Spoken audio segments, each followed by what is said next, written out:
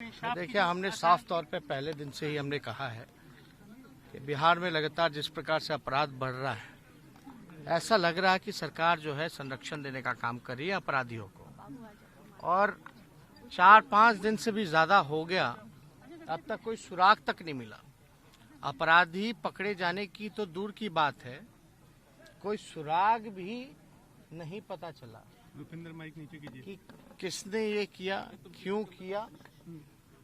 और माननीय मुख्यमंत्री जी से लगातार हम लोगों ने इस बात को सवाल पूछा है कि आपके रहते हुए में पूरी तरीके से नाक के नीचे बिहार को अपराधी चला रहे हैं और आपसे कुछ हो नहीं रहा, एकदम थका हुआ मुख्यमंत्री नजर आ रहे हैं।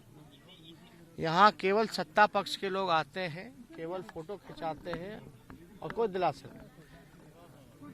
आप माने या ना माने, लेकिन ये अद्भुत है कि 2 किलोमीटर दूर सीएम आवास के मात्र पुरानी चक में जो पटना राजधानी है, वहां गोली से भून दिया जाता है। 15 राउंड चलाया जाता है, 6 बुलेट लगता है रुपेश को। अपराधी भाग जाते हैं, फरार होते हैं, लेकिन अब तक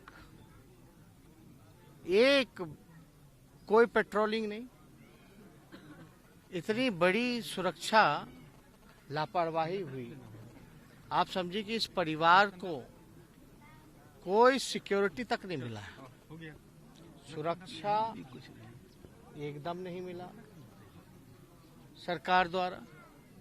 हम लोग तो सबसे पहले मांग करेंगे कि सरकार जो है सुरक्षा जो है वो पहले प्रदान करे इनके परिवार को। किन कारणों से वहाँ हो सकता है कि हमने पहले भी कहा कि बड़े लोग हों, हो सकता है कोई सरकार का मंत्री भी हो सकता है, क्योंकि पहले के कई घटनाओं में हम लोगों ने देखा, बालिका गृह मुजफ्फरपुर कांड में पहले हमारे बातों का मजाक उड़ाया जाता था, बाद में क्या हुआ, क्या परिणाम निकला। तो कहीं ऐसा तो नहीं है कि इनके जिन्होंने अपराध किया है उनको बचाने के लिए हो सकता है कुछ बड़े चेहरे हों, इसलिए मामले को दबाया जा रहा है। क्या यही वजह है जो स्लो इन्वेस्टिगेशन करके केस को खत्म और रफा दफा करने का काम किया जा रहा है? ये हो सकता है। और आप देखिएगा कि ये कोई मामूली घटना नहीं है। रुपेश सिंह जितने मिलनसार और जितने धनी व्यक्तित्व उनका था, हम लोग भी मिलते जुलते थे, हमारे से तो अच्छी दोस्ती थी, मिलना जुलना था, लेकिन कोई सोच भी नहीं सकता कि उनकी कोई दुश्मनी हो सकती है।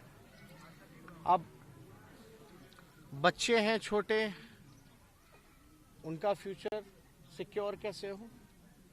पिता के रहने के बाद तो सिक्योरिटी रहती है, लेकिन अब ऐसी हालात में बड़ा मुश्किल दौर से ये परिवार गुजर रहा है। और बार बार छोटी बच्ची जो है, बेटा जो है 4 साल का, वो भी कह रहा है कि भाई बिहार पुलिस पर उनको विश्वास नहीं है, जांच सीबीआई की होनी चाहिए।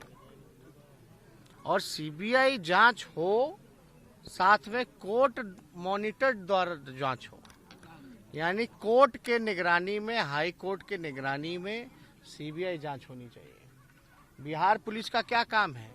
बालू में वसूली, कोरोना में वसूली, दारू में वसूली, घूसखोरी, यही काम रह गया बिहार पुलिस का, और तो कोई काम है ही नहीं। परिवार के लिए क्या मांग करने घटना के 6 दिन बीत चुके हैं, लेकिन अब तक क्या मांग पुलिस के हाथ खाली है। देखिए, अब सरकार से कुछ मांग करने का कोई फायदा है नहीं, लेकिन पुलिस डिपार्टमेंट को कम से कम न्याय करना चाहिए, अपराधी को पकड़ना चाहिए। हम हमारे स्तर से रोजगार को लेकर के उनकी धर्मपत्नी को जो हो सकेगा उनको रोजगार दिलाने की काम हम करेंगे। जहां एडजस्टमेंट हो जाए, अपने जो संपर्क हैं या जितना हमसे आने क्षमता है, कोशिश करेंगे कि उनको नौकरी मिल जाए, ताकि आगे बच्चों का जीवन जो है वो सुरक्षित रहे। डीजीपी तो ये कह रहे हैं कि 2019 में अपराध ज्यादा था, हमारे आने के बाद अपराध कम हो गया है। एक मिनट, तो मुख्यमंत्री जी जो है वो सवाल रुपेश सिंह के पूछने के बाद गुस्सा में आ जाते हैं।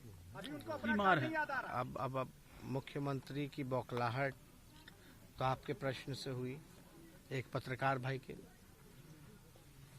सिस्टम से आदमी सवाल पूछेगा ना, सरकार से ही सवाल पूछेगा ना। और कौन सा ऐसा बुरा सवाल है? यही तो पूछा जा रहा है कि अपराध क्यों हो रहा है, कौन कर रहा है और कब तक गिरफ्तारी होगी, कब तक कार्रवाई होगी। लॉ एंड ऑर्डर तो बद से बदतर होता चला गया है।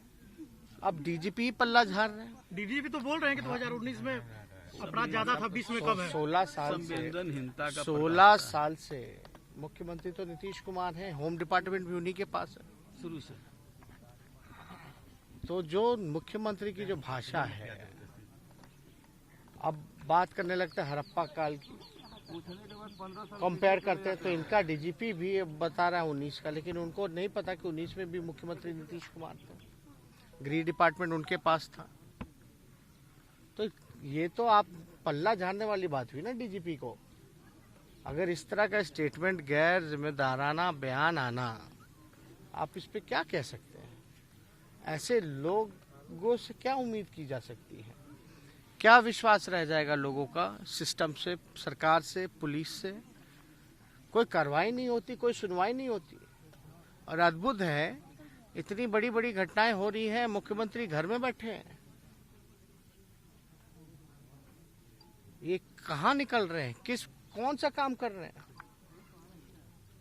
कम से कम अपराध हो गया, आप रोक नहीं पाए तो कम से कम पीड़ितों से मिलकर के उनको तो मजबूती तो दीजिए, उनके भविष्य को तो बेहतर बनाइए। इतना तो काम हो ही सकता है, या ये भी नहीं हो सकता? अगर ये सारे काम हो ही नहीं सकते तो मुख्यमंत्री रह करके क्या फायदा?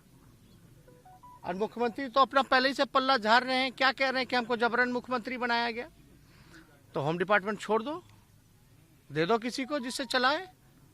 क्यों पकड़ कर बैठे हुए हैं अगर जबरदस्ती बनाया?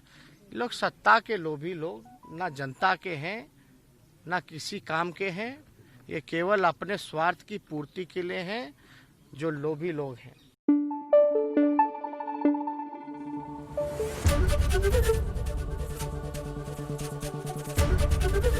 एबीपी न्यूज आपको रखे आगे।